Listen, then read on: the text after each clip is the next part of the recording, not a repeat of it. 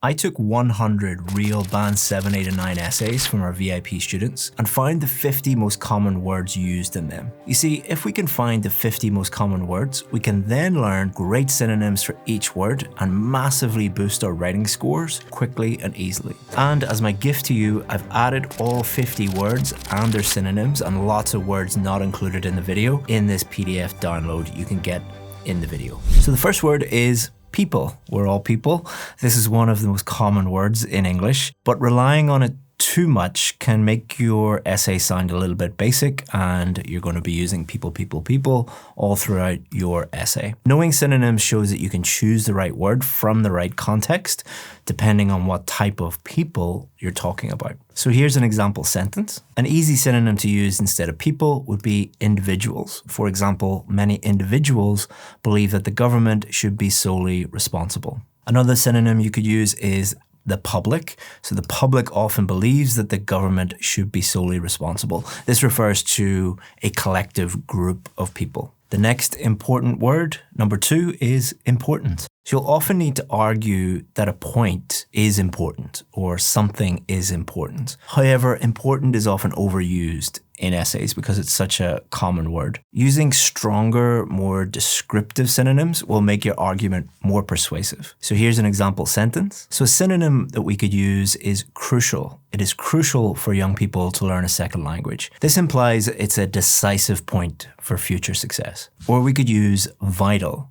It is vital for young people to learn a second language. This suggests it is necessary or essential for life or success. The third most common word was good. Good can be quite vague, especially for academic writing. What does good actually mean? You want to be more specific if you want one of the higher scores. So here's an example sentence. And instead of good, we could say beneficial. Spending time in nature has a beneficial effect on mental health. So it clearly states it provides an advantage or it provides help. Or we could say positive. Spending time in nature has a positive effect on mental health. So it's a direct and academic sounding alternative to just saying good. The next common word is develop. This is a versatile verb used to talk about progress or growth or creating something new. It's excellent for discussing solutions or skills or changes, especially economic changes. So here's an example sentence. So we could use cultivate. Countries need to cultivate more sustainable sources of energy. Suggests gradual, careful development. Or we could use the word foster. Countries need to foster more sustainable sources of energy. This implies encouraging something to grow. So you'll notice that there are very specific meanings to a lot of these synonyms. Big mistake, which we'll talk about later in the video, is just switching them out without really thinking about what they mean. So be very careful not to just memorize lists. Always do what we suggest at the end of the video, which is learning them properly and really remembering them and being able to use them. So the next common word is a verb, increase. So you need to know this because it's essential for both task 1, describing data, and task 2, discussing problems or solutions. Here's an example sentence. So we could use the word boost here. The government plans to boost investment in the public transport system. This is a more stronger dynamic word. Or raise. The government plans to raise investment in the public transport system. This would indicate that it will start a new initiative to increase investment. Now, many of you might be thinking, well, boost, raise, that's a really simple word. Will replacing a simple word with a simple word actually help me improve my score? Well, a big mistake that I see a lot of students making is they think that they need to always change the word to something impressive, something high level. Remember, the examiner is looking for a range. So if you are just repeating the same word again and again and again, you're not showing any range. But if you are changing it to something new, even if it is a simple word, you are showing more range. Don't be afraid to change it to something that you think is quite simple. But if you're still worried about that, we have lots of advanced vocabulary in our list. It doesn't only include the 50 common words and the synonyms that we include in the video. We've also included lots of extra, more advanced synonyms. If you want that, just go to the description, click on the link, and you can download it. It's our gift to you. So the next common word that comes up a lot in task 2 is government. The government is a key stakeholder in almost every common topic that comes up in task 2. Education, environment, health, these are topics that come up again and again and again. And at the heart of those is often the government. So you need to use synonyms to avoid repeating the government, the government, the government in every sentence. So here's an example sentence. So we could change the government to the authorities. The authorities are responsible for creating policies. This is a general term for the people in power that make up the government. Or we could use the state. The state is responsible for creating policies. This refers to the governing body of a nation. Number 7 is society. So why would you need to know this? Well, this word is at the heart of many essay questions about social trends, culture, community issues. Here's an example sentence. So instead of society, we could say the community. Modern technology has had a profound impact on the community. It can be used for society in general or a more local group like your local area. Again, always think about the context that you are using these in. Or you could use the phrase, the general populace. Modern technology has had a profound impact on the general populace. This is a more formal academic term for the population. But it's important to note that we're changing one word to 3 words. A lot of students that I see think that, I can only change one word to one word, when you can actually use one word and change it to 2 words or 3 words like the general populace. Number 8 is technology, a very frequent topic in IELTS, and being able to discuss it with a varied vocabulary is a huge advantage. Here's an example sentence. Possible synonym is the advancement of innovation has transformed the way we work. Innovation. Innovation is more focusing on new ideas and new inventions. So again, always thinking about the context. Don't just blindly swap these out. Or we could use digital tools. Digital tools have transformed the way we work and communicate. This is more specific.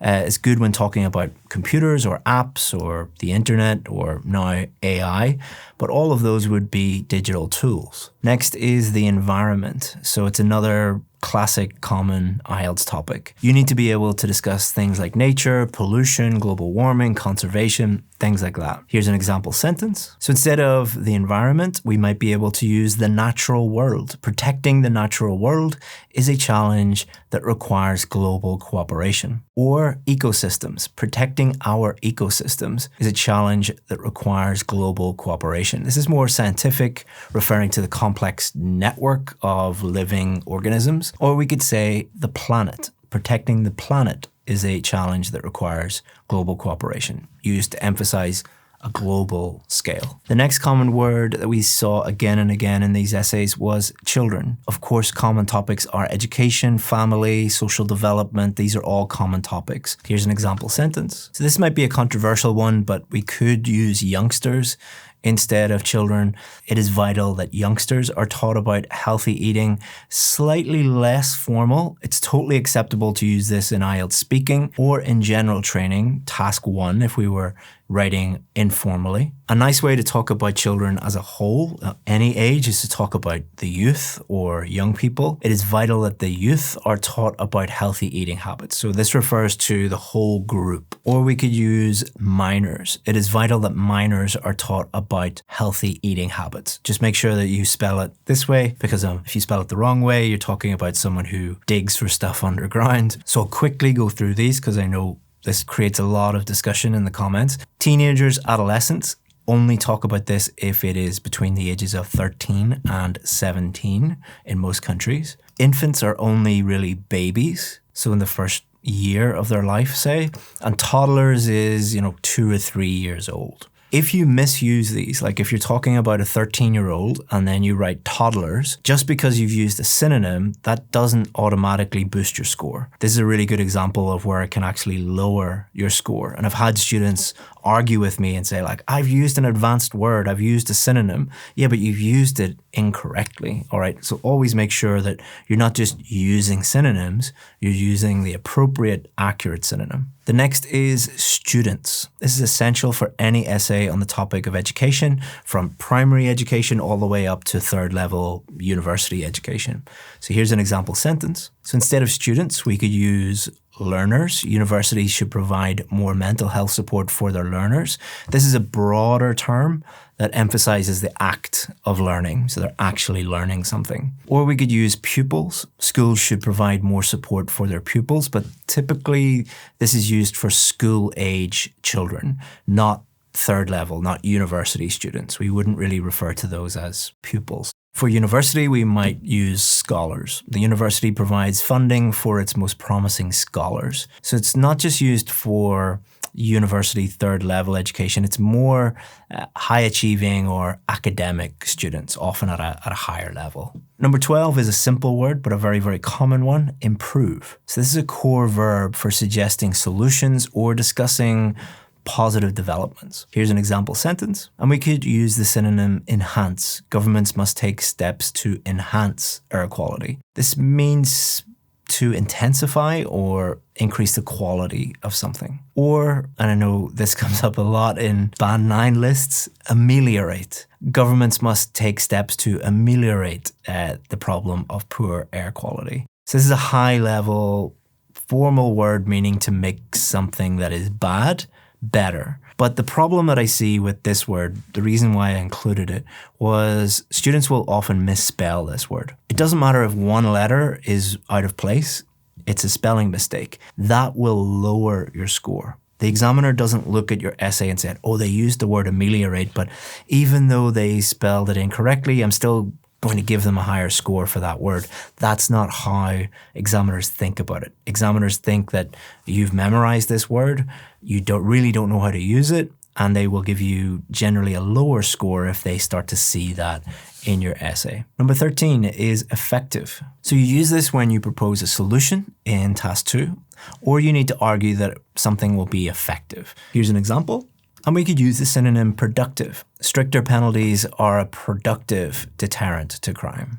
And the word productive would suggest that it produces the desired results. So you wouldn't use this if you weren't sure if it was actually good or not. Or we could use the word potent. Stricter penalties are a potent deterrent to crime. This is a very powerful word and suggests that it is a strong deterrent. It has a strong effect. It's successful. Now, many of you might be asking in the comments, well, what about this word? Could we use this word? Could we use this word? You need to get into the habit of answering that question yourself. Not that I don't want to help you. I'm making a very, very long video trying to help you with this, but you need to become an independent student with this type of thing. The easy way, if you have a word and you're not sure, is to go and look it up in the dictionary and look at the actual meaning. Does it actually match the word that you're using? If not, then don't use it. Or if it's a slightly different meaning, can you use it in a different context? Number 14 is necessary. So it's used to express that something is required or must be done. It's a strong way to frame a solution or a duty. Here's an example, and a synonym would be essential. It is essential for individuals to take personal responsibility. It means absolutely required. It's fundamental. Or we could use the synonym imperative. It is imperative that individuals take personal responsibility. This is stronger, very, very strong formal word, suggesting urgency. It's important. Number 15 is different. This is useful for making comparisons and contrasts, which is a key skill in task 1 and task 2. Here's an example sentence, and we could use the synonym various. There are various approaches to solving this problem. It's a very common and effective synonym for this. Or we could say diverse. There are diverse approaches to solving this problem. Emphasizes a wide range of distinct types. Number 16 is work, the noun version of work. So we talk about the world of careers, work, employment. This is a very common topic in task 2, but might also come up in task 1. Here's an example sentence. Instead of work, we could use employment. Finding fulfilling employment is a major goal, a more formal academic term. Or career. Building a fulfilling career is a major goal. Implies a long-term professional journey, a career. A job could be short-term, employment could be short-term, a career is more long-term. 17 is companies. So it's essential for discussing topics related to business, the economy, globalization, maybe marketing. Here's an example sentence. So we could use the synonym corporations. Corporations have a social responsibility. Typically refers to larger companies. A company can be very, very small, like IELTS Advantage, or a corporation could be very, very big, like Google. Or we could use the synonym businesses. Businesses have a social responsibility. This is a more general term for any commercial organization. 18 is individual, the noun of individual. This is a formal and academic alternative to people or person. It's used to discuss personal responsibility, rights, and the role of people within a society. Here's an example sentence. So we could use the synonym person. The rights of each person must be balanced. This when we're talking singular.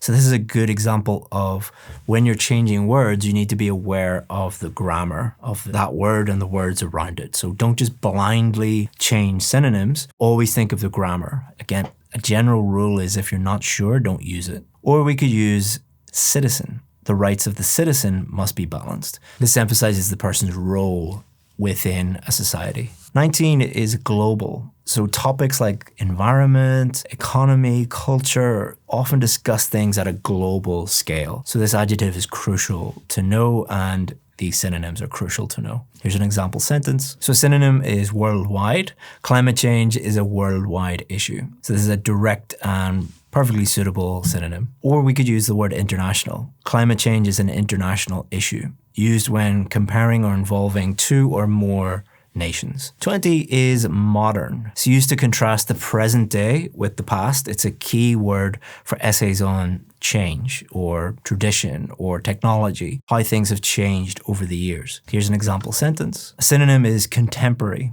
Contemporary lifestyles are often more sedentary. This is a more formal academic sounding word. Or we could use present day.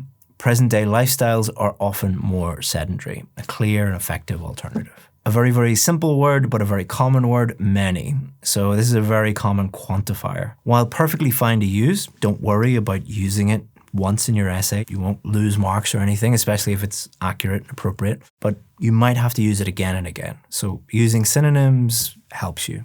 Here's an example sentence. So we could use numerous. Numerous experts argue that automation will lead to job losses, or a large number of. A large number of experts argue that automation will lead to job losses. 22 is help. Help me get through this list quicker. A simple but common verb. Used in formal academic writing, it's often best to use a more sophisticated alternative to sound more authoritative, more academic. Here's an example sentence. So we could use assist. Volunteering can assist students in developing a sense of responsibility, a more formal alternative. Or aid. Volunteering can aid the development of a student's sense of responsibility. Another formal choice, often used with in or in noun form. There are also some other synonyms you could use, and I put those into the PDF for you. 23 is provide. This is a strong academic verb for talking about giving, supplying, or making something available. It's excellent for essays about solutions. Here's an example sentence. So we could use the synonym supply. Libraries supply access to a vast range of information, and this implies that we're fulfilling a need of some sort. Or we could use offer. Libraries offer access to a vast range of information. This suggests making something available for people to accept or reject. 24 is believe, used for introducing an opinion or argument. Using alternatives can show the strength of your conviction and add academic weight to your claims. Here's an example sentence. So you could use the synonym argue. I would argue that censorship in the media is sometimes justified. So this is a bit stronger and suggests that you have reasons and evidence. Or contend. Some contend that censorship in the media is sometimes justified. This is a lot more formal for putting forward an argument. 25, create. A powerful verb for discussing the act of making or bringing something into existence. So talking about jobs, opportunities, to government policies, art, there's so many things. Here's an example sentence. So we could use the synonym generate. The government should implement policies to generate more jobs. Often used for things like jobs, revenue, electricity, stuff like that.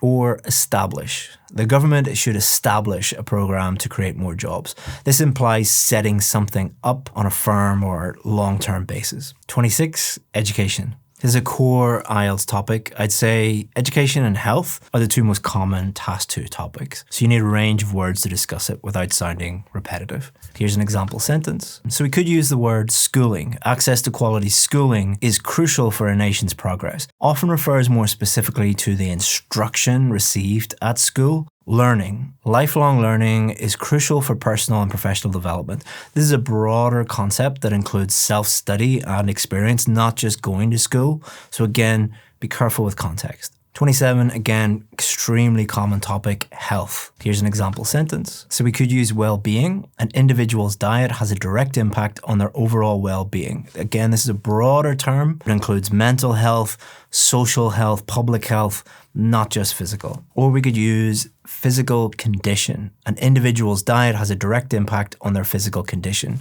More specific, obviously, to the body. So again, I think those two show the importance of context. I know I'm repeating myself over and over and over again, but when you have looked at as many essays as I have and seen as many mistakes as I have, you would be repeating yourself too. 28 is a lot of people's favorite word, family. The family is a fundamental social unit and a common topic in questions about society, traditions, but also a lot of questions in Task 2 are about children and child development. Here's an example sentence. So instead of family, we might use the household. The average household now contains fewer people than it did 50 years ago. So this refers to the people living in one house, not your broader family that may be spread out throughout the entire world. Or we could use domestic unit. The domestic unit has changed significantly over the last 50 years.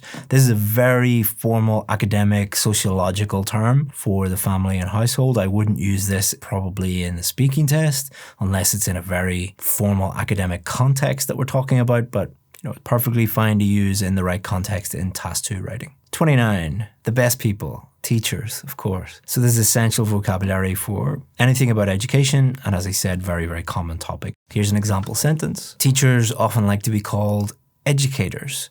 Good educators are essential for a positive learning environment. This is a broader, more formal term and makes teachers sound smarter than many of them are. In the comments, I'm just joking. It's a joke.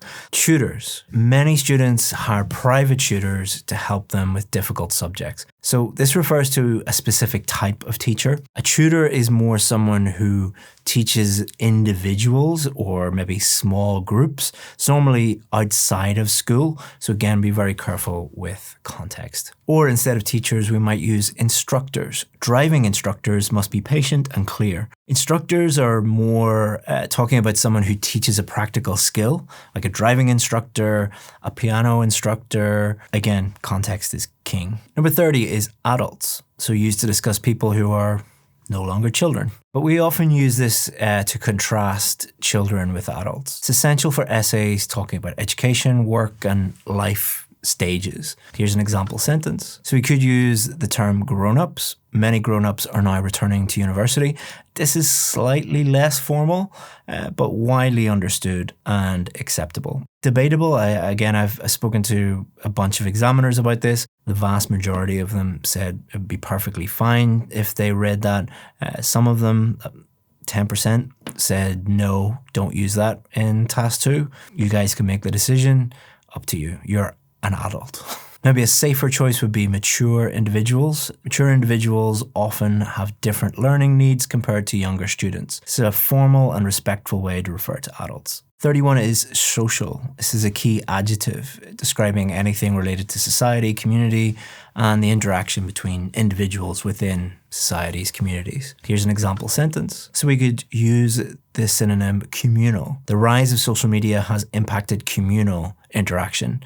So it's relating specifically to community. Or societal. Societal norms have changed dramatically in recent decades. A very formal adjective relating to society as a whole. Or we could keep it simple, public. His behavior in a public setting was unacceptable, relating to people in general. And that brings us on to 32, public adjective. Used to describe services and spaces that are for everyone, often provided by the government. Here's an example sentence. So instead of public, we could talk about state-funded or state-run. Investment in state-run transport is essential. So this specifies that it is funded and operated by the state. Again, you need to understand the difference between public as in people in general and public as in for everyone funded by the state. Instead of this, we could use the synonym civic. Civic duty includes voting and respecting the law.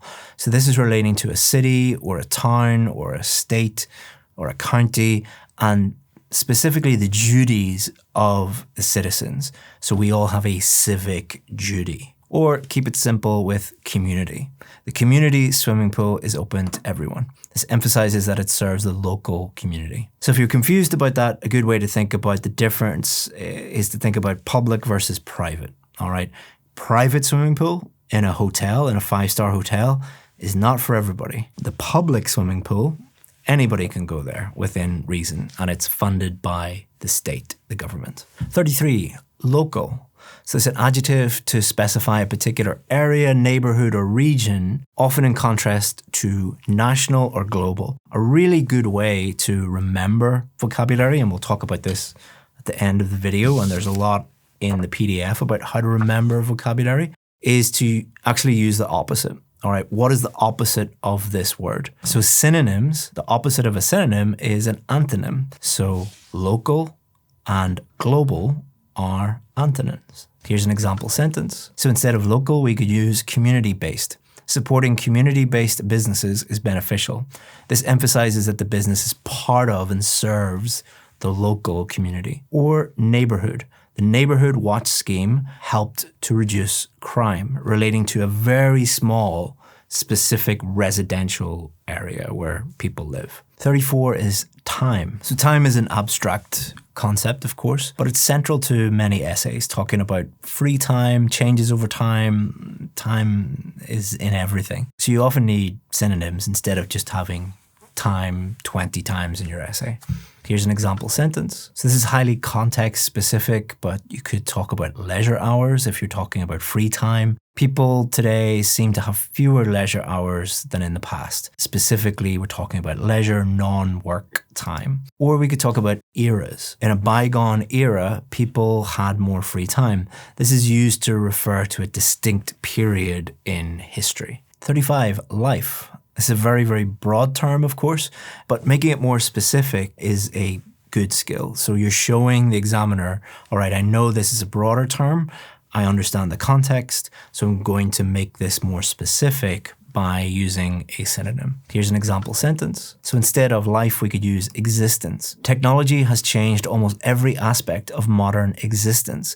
This is a more formal, more philosophical term, but within this context, it would be fine to use. Or we could use something like way of living or lifestyles. Technology has changed almost every aspect of modern lifestyles. This focuses on the manner in which people live. 36 is experience, the noun of experience. This can refer to an event that you've lived through, or more commonly in IELTS, the knowledge and skill gained from doing something. Here's an example sentence. So we could use practical knowledge. Most employers look for candidates with practical knowledge, highlights the hands-on aspect from doing something. Or expertise. Most employers look for candidates with expertise in the field. This is a stronger word implying a high level of skill. 37 is skills. This is absolutely essential for topics on education and employment and skills, obviously. Here's an example sentence. We could use the synonym ability or abilities. The education system should focus on teaching practical abilities. This is a general synonym.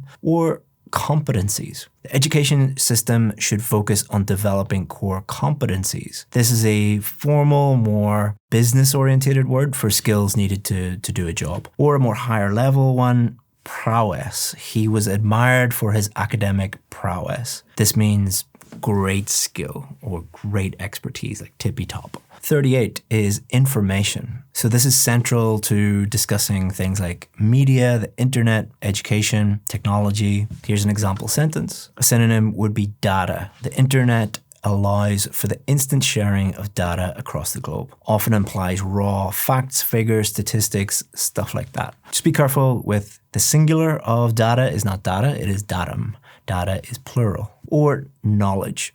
The internet allows for the instant sharing of knowledge across the globe. This implies a more organized form of information or a more understood form of information. 39, community refers to a group of people living in the same place or having particular characteristics in common. Here's an example sentence. So we could use the synonym society. Public libraries are vital for a well-functioning society.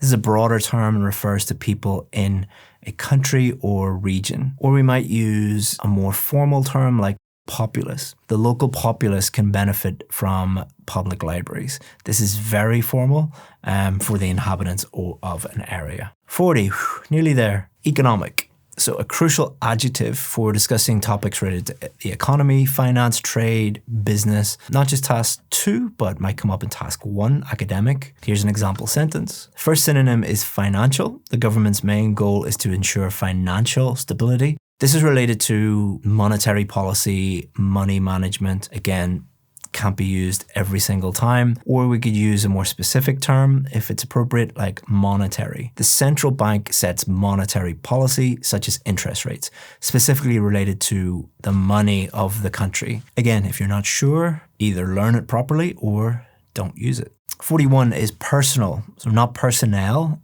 personal, the adjective, for something related to or affecting a single individual. Here's an example sentence. So the synonym we could use here is individual. The choice to have children is a deeply individual decision, a direct and formal synonym. Or private. The choice to have children is a private matter. Emphasizes that it is not for public consumption. It's nothing to do with anybody else's business. 42, national, describes something related to an entire nation as opposed to local, which would be much smaller, or global, which would be much bigger, obviously. Here's an example sentence. Synonym we could use here would be nationwide. The government announced nationwide lockdowns. Remember that? That was fun. Means extending across the entire nation. Or domestic. Domestic policy focuses on issues within the country, so used to contrast with foreign or international. 43, significant. So this is more powerful, more academic than important or big. It means something is large or important enough to be worthy of people's attention. Here's an example sentence. So we could use substantial. There has been a substantial increase in the use of renewable energy. Suggests a large amount or size. So very applicable to task 1 academic here. Or considerable. There has been a considerable increase in the use of renewable energy. Another strong word for large in amount. You're still here? Just go and download it and read them. It's much faster. And then I won't have to make the rest of this video. Just download it. For those that want to continue listening to me speaking, 44, possible. Used to talk about whether something can be done. It's key for discussing solutions in task 2. You've heard me say that a few times in this video. Solutions are not only in problems and solutions essays, but many types of essays. You will discuss solutions or suggest solutions. Here's an example sentence. A possible synonym might be feasible. It is feasible to reduce pollution if we take collective action. This means possible and practical to do easily or conveniently. A very common word I see in task 2 is viable. This is not a financially viable solution. This means capable of working successfully, often used in a business or practical context. 45, available, describes whether a resource, service, or product can be used or obtained. Here's an example sentence. We might use accessible. Not enough funding is accessible for arts and culture. Implies it is easy to get or use. Or obtainable. Not enough funding is obtainable for arts and culture. A formal word for able to be got. 46, successful. This video better be successful, the amount of time that it's taken. Describes the achievement of a desired aim or result. Essential for evaluating solutions or outcomes. Here's an example sentence. So we could use the synonym fruitful. The discussion was very fruitful and we came up with many new ideas. So this is talking about when something produces good results. It was productive. Or prosperous. The business became very prosperous, used for especially financial success or business success, or the prosperity of a nation or flourishing in general. Popular, number 47, I hope this video is popular, means liked or enjoyed by many people. But with this word popular, be very, very careful not to mix this up with common or widespread. I remember driving through Ho Chi Minh City with my girlfriend, who is now my wife. We were in traffic jams. He said, oh, traffic jams are very popular in Saigon. Popular means lots of people like it. Common means that it happens all the time. Something can be very common, like traffic jams, but not popular. Here's an example sentence. An easy synonym is widespread. The use of streaming services has become widespread.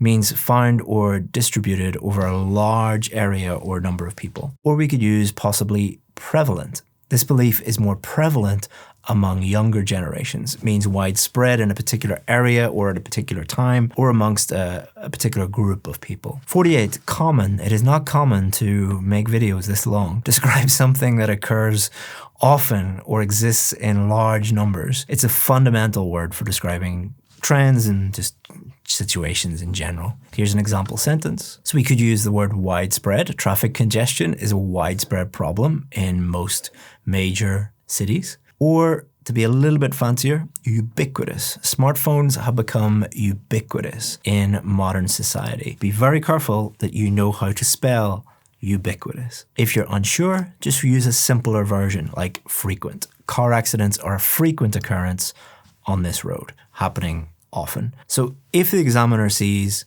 ubiquitous in one essay and it's spelled incorrectly or it's used inappropriately, and they see a simpler word like frequent and it's spelled correctly and used correctly and everything's good, this essay generally will get a higher score than this essay.